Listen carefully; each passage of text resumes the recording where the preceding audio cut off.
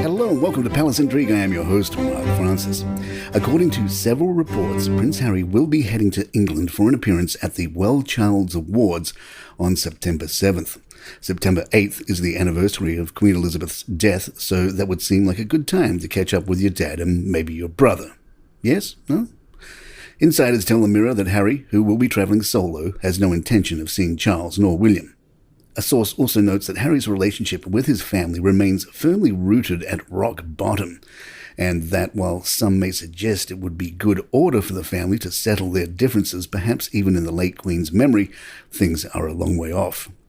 The Telegraph points out, for the first time since moving abroad, Harry will be forced to ask permission from Buckingham Palace for accommodation since he has been evicted from Frogmore Cottage. Per the Telegraph, Harry must request access to an apartment on one of the royal estates or stay at a hotel or with friends. But royal biographer and expert Angela Levin claims that nobody wants Harry. Levin told Sky News Australia, "I think they're doing this whole thing about they want to come back. They were going to rent a room in one of the palaces and be there so they can help, but nobody wants them to help." She adds the opinion that royals are afraid to speak to him. "You can't trust Harry. You don't know if he's going to sell whatever you say to him to earn a lot of money, Netflix or somebody else." Talk TV's royal editor Sarah Hewson told Sky News Australia that she doesn't think the peace talks will happen. "I see no sign of that whatsoever.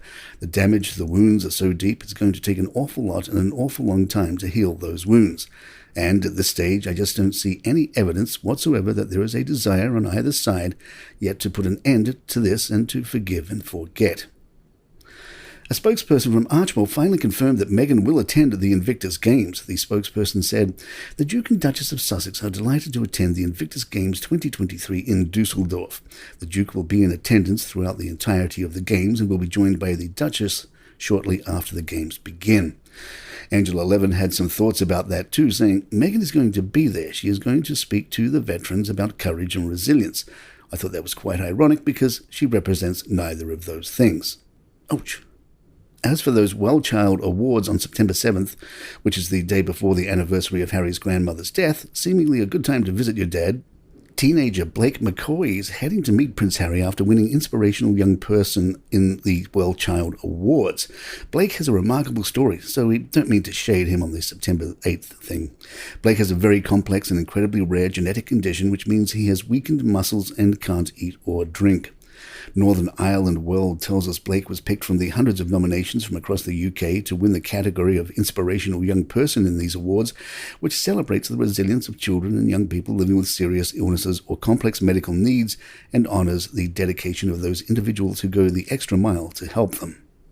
His mother Christine said on social media, "Prince Harry, who Blake loves, is flying over to present the awards and we are elated. Blake, you have been through so much, you have battled hard, and you have never given up."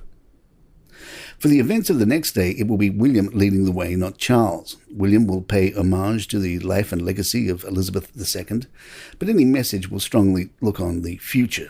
A source says it will be an emotional day for all the royal family, as well as many people across Britain recognising this date. But of course, for others, it will be just another day, and life goes on.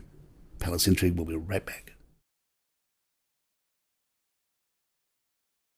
Sarah Ferguson believes she is getting messages from beyond the grave, from Elizabeth. Ferguson told her podcast audience, "A lot of people say, well, if your mother-in-law wants to show that she's around you, or your mother or anyone who's passed, they'll send a feather. So I found a feather and it's got a little green tint to it, and I think to myself, I wonder, do I believe that?"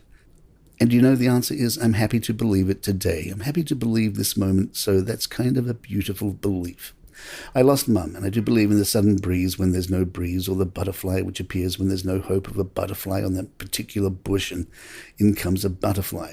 All these little signs are my belief, and that's what feeds my soul to get me where I am on a daily way. The Express tells of a royal butler, a little bothered by the man who is now king. As the story goes, the then Prince of Wales left an interview with Sarah Green to make her a hot beverage. Apparently halfway through the interview, Charles went, "Just hold it right there. Would you like a cup of coffee?" His butler came in and said, "When will he understand that it's me who makes the coffee and him that does the princing?" And there you have it. If you'd like to email us, our address is thepalaceintrigue@gmail.com. Please head on over to YouTube or youtube.com and do a search for Palace Intrigue there. And just hit that subscribe button for us. You don't have to listen to the show again, but it would really help us out. I'm Mark Francis. My thanks to John McDermott. This is Palace Intrigue, and good times.